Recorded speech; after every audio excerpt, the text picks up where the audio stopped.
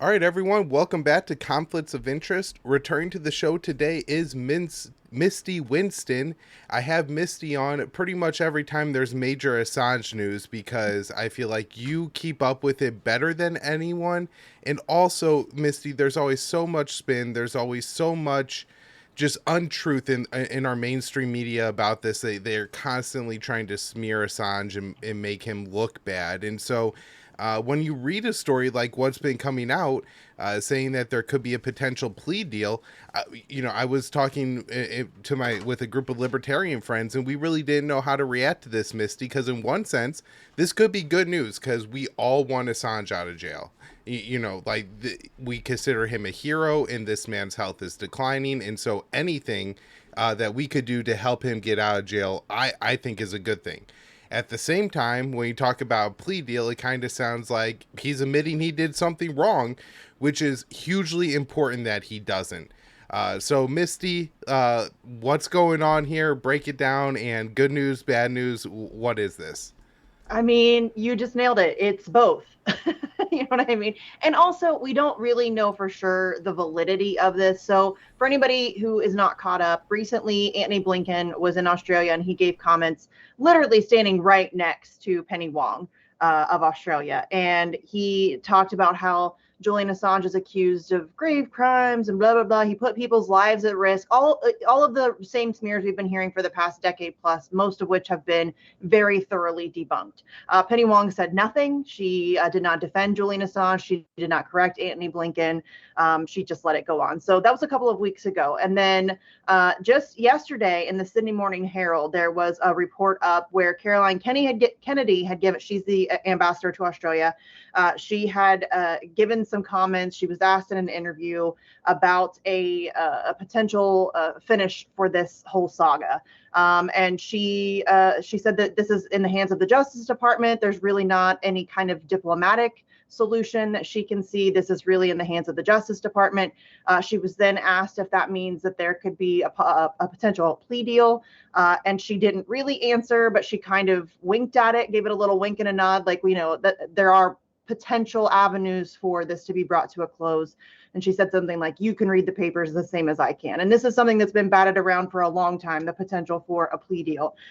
So I don't know how much authority she's speaking on. I don't know exactly how much she knows about the situation, about how much we don't really know. We don't really know the depth of what she was saying or anything like that. But as you said, this is kind of a catch-22, right? Julian Assange is in a pretty precarious situation in terms of his health. He has been declining for some time. Obviously, he's been subjected to psychological torture for over a decade. He's been held in isolation for over a decade. He's been in a supermax prison now for over 4 years. He had a mini stroke.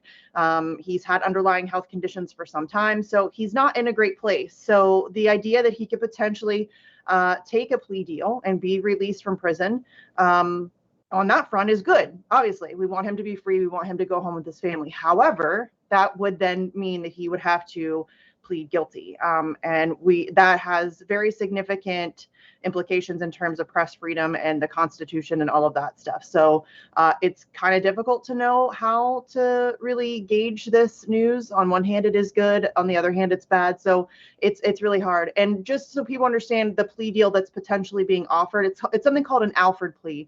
And essentially what it is that you maintain your innocence, but you plead guilty. You recognize the fact that the court has enough to convict you on the charges being brought against you. And you're going to plead guilty to it, but you're still proclaiming your innocence. That's one of the possible options. That's something that was offered to fellow Australian citizen David Hicks some years ago, who was held in Guantanamo, actually. So that's potentially. Misty, Go ahead. this might be too much legal theory for you. Maybe I need a lawyer for this question.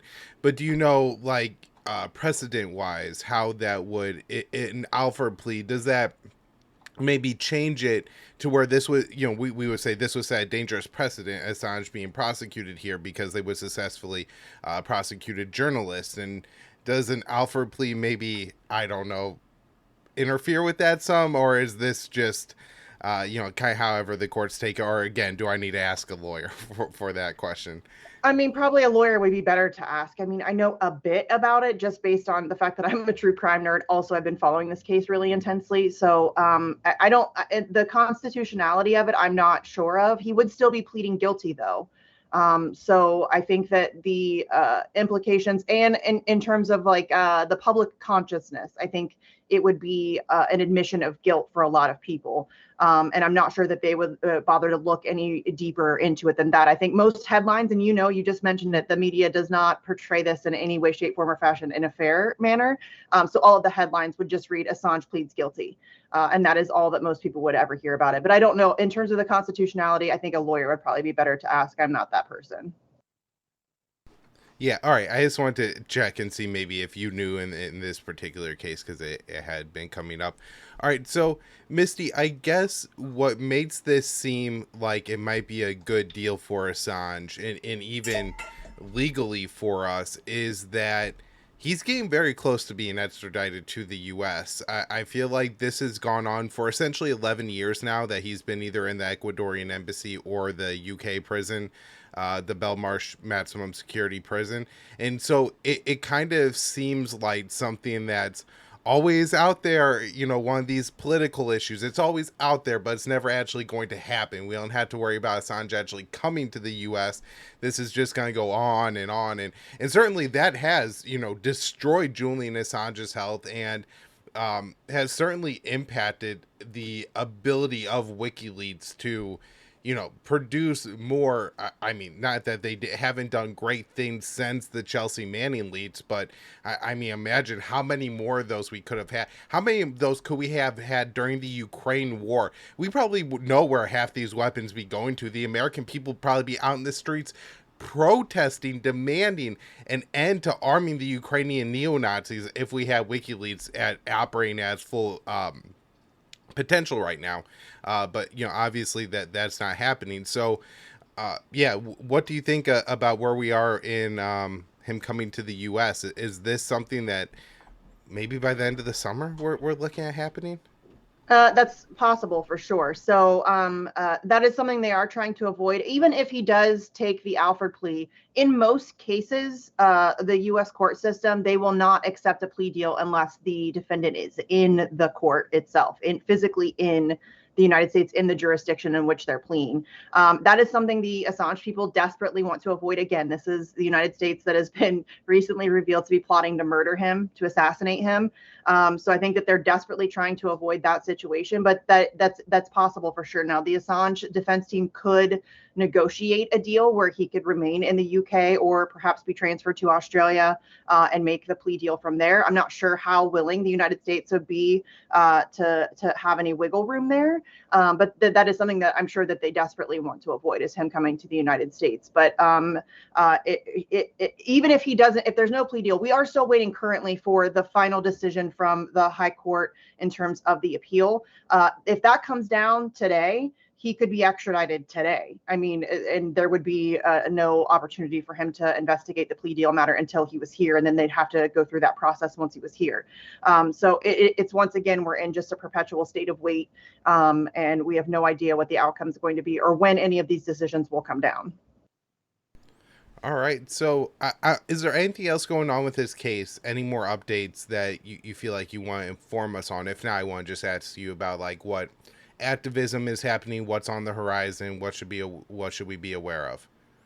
In terms of the case, not really. I think that this news just dropped yesterday. It's really like the first kind of crack in the armor that we've seen in terms of there being, I mean, there's been some rumblings about this sort of a thing being possible for some time now, but this is kind of the most solid. And this is not the first time Caroline Kennedy has spoken on the issue. She has also made, I wouldn't say, like supportive comments in regards to Assange or where she's kind of on his side, but she's made some very kind of vague comments sort of hinting toward there wanting to be a resolution. And I think that that's, I mean, incumbent upon, I think it's a terrible look for the United States as the further that they drag this out. And as we enter into an election season, I think that that's going to be something that it's probably going to get brought up. It should be brought up. And I think now we now have, I think, at least 4 presidential candidates who openly support Julian Assange and want him to be freed. So I think that that's going to be something that is inevitably going to be talked about. So, but in terms of the case itself, again, we're just waiting for a decision on something or a possible plea deal. And we never really know what's going on with that. In terms of activism, there's always stuff going on. So you can, if you just get online, there's a ton of Assange groups all around the world: Italy, Germany, Australia, New Zealand, the United States. There's multiple groups in Boston and Denver and Seattle. They're always holding events and things like that. They're also doing something called Day X. And that's basically because we're in this perpetual state of wait. It's really hard for us to kind of organize or to figure out when we need to be ready to go. And because there is no set date, there's no way for us to figure out when we need to be in a place to make things happen. You can sign up. It's like just like a kind of like a mailing list, and you can sign up to get alerts. So that way, if something goes down, if he is in fact extradited, you will get an alert immediately, and then we can kind of galvanize the masses. So if you go to don'textraditeassange.com, you can sign up for that. So that way you can be informed of the things that are happening. They're not going to spam you with a bunch of stuff. They're just going to update you on things that you need to be aware of so that we can sort of better mobilize quicker. Because if something happens, if, for example, he is extradited, we need to be ready to go fast. We need to have a presence in DC pretty quickly to make it known that we're not going to let this go, in the dark. So don'textraditeassange.com, you can sign up for that so you can get information and updates on that. All right. So, Misty, I felt like when Joe Biden took office, the 2 biggest wins that he missed were getting back in the Iran deal and dropping the charges against Julian Assange. And in both cases, he would have the protection of Barack Obama, who refused to prosecute Julian Assange and who negotiated the Iran deal. And so it seemed that, him especially basically making his policy team the JV team from the Obama years, Biden might drop the charges, upon taking president, determine, just like Obama did, that this is a New York Times problem. What Assange is being prosecuted for, these documents that he's released that they are prosecuting for, he released them in conjunction with mainstream news outlets like the New York Times. And so the New York Times problem isn't just some like hypothetical thing that could happen. It's the reality of the situation that Julian Assange in the New York Times or Washington Post or whatever outlet you like, the Libertarian Institute, I guess we don't get leads very often, but if we did, we would, do journalism and publish them like you should. And so, it just seems like a huge miss. But you did mention that there are 4 presidential candidates for 2024 who have said that they will release Assange. I'm only aware of 2, Vivek and RFK Jr., who I think, unlike Trump, both of those men are a little bit more principled and a little bit more competent at governing. And so where Trump maybe would struggle to get the policies he want enacted, like the war in Syria, they just lied to him and kept troops there. It seems like Vivek may be more of a competent commander in chief and wouldn't allow, would start firing people, maybe doing what he had to do to get that done.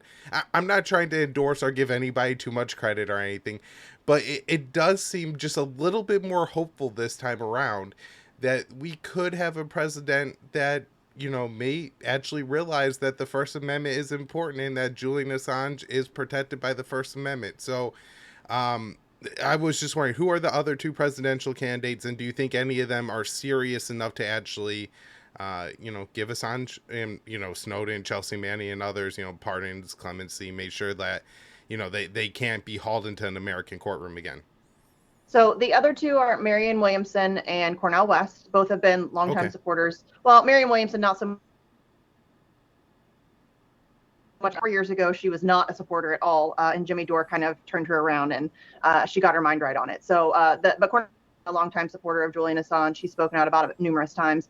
And yeah, I think in terms of Trump, I need Trump supporters to remember that it was under Donald Trump that Julian Assange was arrested in the first place. And you can argue with me about whether or not he knew or he was in on it, or if he was tricked or if he was lied to, or it doesn't matter. The buck ends with him. It stops with Mm-hmm. him. He was the president. He, claimed he was going to drain the swamp. Instead, he hired the swamp and then started arresting journalists. So, and plotting to murder journalists. Let's not forget that. So yeah, I mean, I think that it's for sure. I think that the idea that we have 4 presidential candidates who openly support the release of Julian Assange, we even 4 years or whatever, 3 years ago, that was unheard of. There was nobody was talking about it. So I think that's a real indication of the kind of shift in the consciousness and a kind of turning of the tide. I don't think that it matters. As you know, I don't really care much about electoral politics. I think it's kind of there's no hope for substantive change to electoral politics unless we change the system. The system's corrupted. It doesn't matter who gets elected. You will either one of two things will happen if you get elected and you're somebody who actually cares about the people and doing the right thing. Either you will capitulate or they will find a way, one way or the other, to get you out. And so I don't really have much hope for that. I think that what it's going to take and what it's always been really up to is mass public pressure. You have to make it politically untenable and just publicly make this kind of one of those third rail issues where it's just unacceptable at this point to continue the prosecution of a journalist. So we're getting there. I think that we're starting to see that kind of support build, and the fact that we do have 4 presidential candidates who are willing and open to speak about this and support Julian Assange, I think that's great.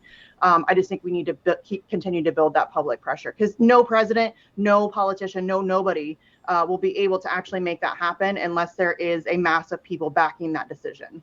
Yeah, well, in pointing out that way, this is, really cross political spectrum Yeah. where Cornel West is, I think, I don't know what he would actually label himself as, but I call him like somewhere of a principled leftist.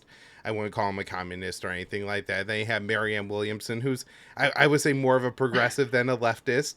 Yeah. And then RFK Jr., who's almost a traditional Democrat in a lot of ways. I mean, he has some other outside views, but a lot of his views are more traditional Democrat. Vivek is a traditional Republican.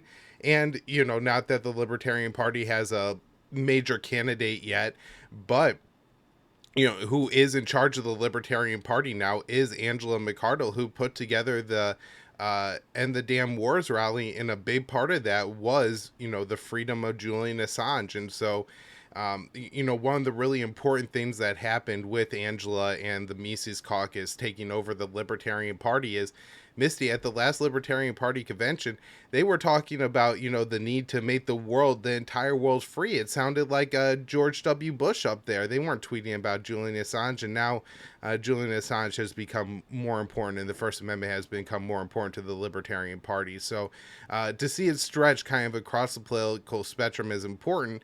However, I just saw a recent poll from CNN, Misty. 55% of Americans don't want more foreign aid and more weapons going to Ukraine. 2 days later, Joe Biden, I want $24 more billion. And Congress is going to go for it. Yeah, we have Tom Massey. Yeah, we have Matt Gaetz. Maybe Ilhan Omar or Barbara Lee will all vote against this, but it's going to be 400 and something to 10. Is going to be the number of dissenters to this next round of aid. So, hopefully eventually somebody important enough will be in a position to make sure Julian Assange goes free. But anything more on the Assange issue before we talk about the new war on journalism?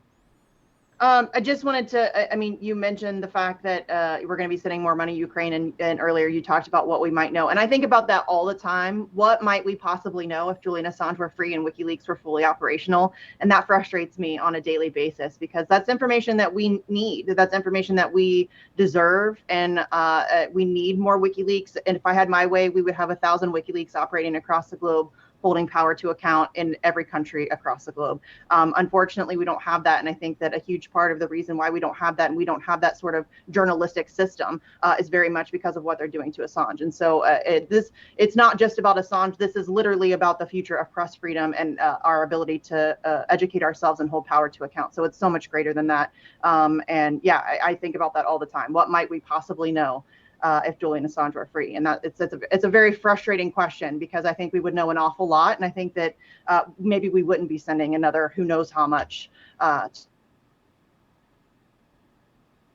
if WikiLeaks were operational and were exposing that kind of thing. Yeah, so let's move on and talk about this situation in Kansas where there was This is crazy. a small news outlet that was targeted. I watched just one news interview. For anybody who keeps an eye on the Libertarian Institute, Connor Freeman's working on an article about this, and it'll probably be out in the next day or so. But Misty, just kind of catch us up and let us know what's happening. It sounds like this older man is just being terrorized by the local police. This is crazy. So there's a lot here. I'm going to try to unpack it in a way that is at least kind of easy to understand because there's a lot of layers here. So last week, this tiny newspaper, the Marion County Record in Kansas, tiny newspaper, tiny town. I think that their police force has all of 5 deputies. So that's the kind of town that we're talking about here. It's itsy bitsy. But the Marion County Record was owned by Joan Meyer, who was 98 years old. We'll get to the was part here in a minute, and also her son. And so the Marion County, the sheriff's department came in and did a raid, not just on the newspaper's office, but also on Joan Meyer's home.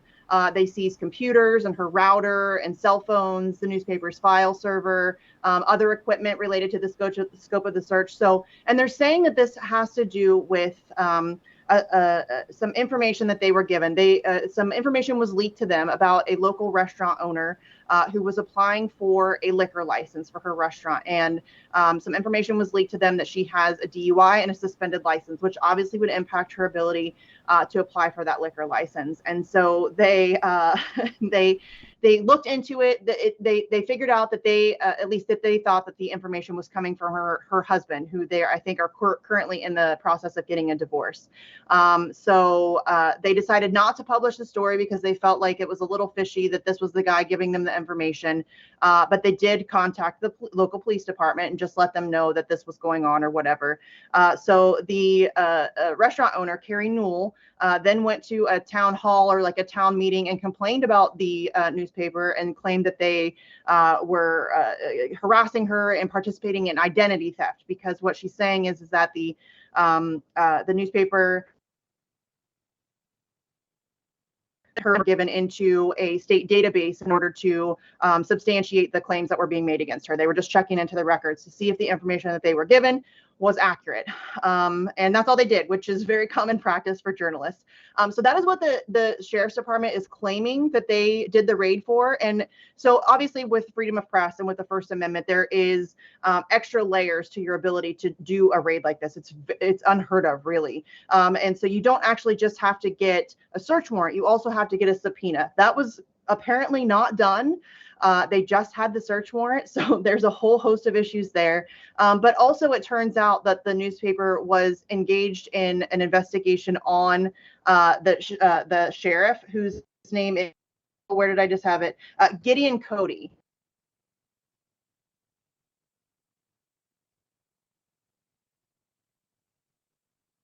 Now, he's claiming that this raid had nothing to do with the fact that they were also investigating him. But this seems incredibly fishy that the local sheriff's department would care so much about a restaurant owner who her husband turned over some information. They did a quick computer search and they didn't even publish the story. So it seems very strange to me that they would engage in what is obviously a violation of numerous laws, including the First Amendment. But this is still kind of unfolding. So, I mean, there's a lot of layers here. We're not really sure exactly what's going on. But it seems incredibly fishy to me that this raid took place. Regardless, period, end of story. Raiding a newspaper office and the owner's home and collecting all kinds of electronic devices and computers and servers and all of that stuff, that's crazy. And that's, I mean, again, this is the Assange effect. So, and just to go back, the basis of the raid, as far as publicly understood, of official narrative, is that the paper got information about a woman applying for a liquor license and Mm-hmm. decided not to publish that information because Yeah. they believed it was coming from the ex-husband, which has some maybe domestic abuse like implications as well, like for him to like weaponize the press against her and something like that. And from my perspective, like a DUI shouldn't impact your ability to operate a restaurant and have a liquor license. Like That seems absurd. So for good on the paper for not publishing, but then somehow she found out about this, probably through the police department, I imagine, and she went to a town hall and raised a whole big stink about it. What the paper did, which was seemingly protecting her. Do I have that, like, this piece of the story right? I mean, yeah, I guess that's what they're. I don't. I mean, it it doesn't make any sense whatsoever that the sheriff's department would go to this length uh, for something like this for a local restaurant owner to go and complain about. Like you said, this information was given to them by an anonymous source. All they did was check it out to verify it. They thought it was a little bit fishy. From an abundance of caution, they decided not to print the story. They did, however, because she went to the town hall meeting, they did print a story kind of just explaining the situation. They felt like they needed to cover their butts. So they did print a story because she went public, just explaining what happened and things like that. But they never published the actual story. So she kind of outed herself on this by going public with it. But it just doesn't make any sense that the local sheriff's department would take it to that length and that a local judge would sign off on it for something. I mean, to me, this is incredibly silly. It's a story that never got printed. It is a situation where, it's some over something stupid. It's, I mean, not stupid. You shouldn't, drink and drive, but it's a 2008 driving while intoxicated charge for a local restaurant owner who wants to apply for a liquor license. It's not a big deal. And so to think that that justifies a raid on a newspaper office is just crazy. So it seems like there's got to be something more here. And then when we learned that this newspaper was also doing an investigation into the sheriff, suddenly it started to make a little bit more sense. Now, I'm not saying for sure that we know that that's what went down here, but I'm just saying that it seems a little bit fishy that he would go to this length when it's not, that really isn't a big deal. Right. Now, I was watching an interview with one the I guess the son of the owner of the paper. He was saying he lives with his mother, and with the amount of electronic equipment that the police had taken, that it actually was jeopardizing her safety. This is gonna kind of sound surprising to some people, but like now as people get older, they really rely heavily on being connected to different apps and doctors and things like that to remember to take their medication, for their life alert systems, all of these things. And like he points out, there's nothing this local police force is going to learn from seizing their router. They're just doing it to either be mean. It is the best kind, like they're doing it to intentionally harm these people that they don't like, or two, they're doing it to prevent them from doing journalism and trying to cut communication that they have and make working as difficult as possible so they can accomplish as little as possible.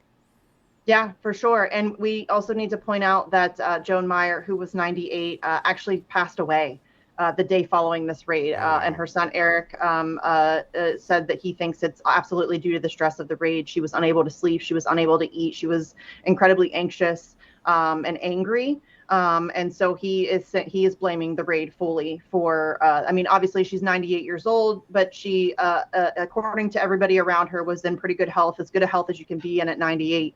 And so he is 100% blaming the sheriff's department in this raid on her death. And so, yeah, I mean, this is, to me, it seems like this is an obvious attempt to silence journalists.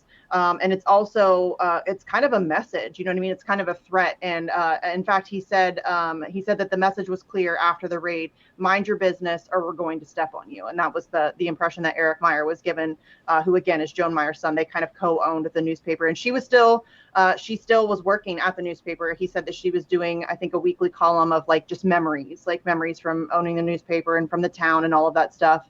And so she has actually passed away. And yeah, it seems like this is a very obvious attempt at, for whatever reason, I mean, I'm sure it'll come out as the story unfolds what exactly was going on here, but it seems very like an intentional silencing of these journalists for whatever the story was that they were trying to shut down. Well, Misty, it seems kind of unbelievable, but you talk about the Assange effect and everything like that, and it almost seems like this is closer to the hellscape that the liberals were worried about under Trump Yeah. than we actually had under Trump, where you know I'm reading hundreds of people dead in Hawaii from the fires. Biden isn't commenting on that. I think that's going to probably kill his reelection bid in the way that the American people finally turned against Bush after Katrina. The war in Ukraine will never do it, but trying to send 24 billion to Ukraine while Hawaii burns is probably not going to go over well. And then No. his no comment statement at the beach yesterday, I think is going to be a lot for people to take. But these attacks against the media are ongoing. It's not just the situation in Kansas. It's not just the situation with Assange, but it's important that you're out there talking about all the time and making a big deal out of this and keeping people informed, because there's just so much going on in this country. It's really easy to lose what's the abuse is happening against local newspapers. But if local newspapers aren't free to do journalism and expose corruption, then local government's going to be just as corrupt as Washington. And it doesn't matter who's in Washington. If the mayor of every town has a police deputy who's just his personal thug and goes around and abuses any journalists who are investigating him. So Misty, anything you have to add on, I guess, my rather bleak assessment of America? And if not, just tell people where they can find your work. No, I think you pretty much nailed it. And I think this is not the first disaster that Biden has ignored. The situation in East Palestine, Ohio, he also ignored, still has not visited the area. So I think you're right. I think that that's definitely going to have an impact on people's perception of him moving into the election. I am not sure that he cares. I don't even know if he knows where he is. But yeah, I think it's a pretty bleak time. So for sure, keep an eye on this kind of stuff. Try to raise awareness about it. Retweet stuff when you see these kinds of things pop up. Because this is, I realize that freedom of speech and press freedom is not really a tangible thing. It's kind of an abstract concept. It's not as in your face as, hey, I can't feed my kids today, or, oh, I can't afford to go to the doctor. Oh, I just lost my job. I realize that. But this is, it's incredibly important. If we lose the ability to speak and educate ourselves and others, there's really no way we can fight for anything else that we care about. So I appreciate you, as always. You do a great job of covering this stuff, and Libertarian Institute, antiwar.com both do a great job of covering the Assange case. So I appreciate that. And you can just, I'm on Twitter all the time. I try to tweet about this stuff as often as possible. So you can find me there at Sarcasm Stardust. And then I host a radio show on TNT Radio Monday through Friday at 6 p.m. Eastern. Kyle's been on numerous times, and we love to have him there. So yeah, I just had George Galloway last night. That was a little intimidating, but it was fun. I like George. That's good. And Jimmy Dore, I think, is Thursday. And then I have Fiorella on Wednesday. I think Reef Breland's tonight. And then I have an Assange activist on Friday to talk about an upcoming event that they have. So tune in for that. And then just find me on Twitter. And thanks for having me. I appreciate it. Yeah, and I know most of my audience is libertarian, so I do want to mention most weeks you do have one of us on your show. You've had Angela McArdle on several times. Scott's been on, Dave DeCamp, Connor Freeman. I think almost all my colleagues at the Libertarian Patrick's Institute been on now. it. Yeah. Patrick's been on there. Reed Coverdale's been on there. I've tried to have people from all across the political spectrum, because as much as I am kind of lumped in with the left, I am kind of just politically homeless. I don't really like to label myself, and I like talking to people of all different political ideologies. So yeah, it's good. It's fun. I like having you guys on. All right. Thanks so much, Misty. We'll have to do it again soon. Yeah, of course. Thank you.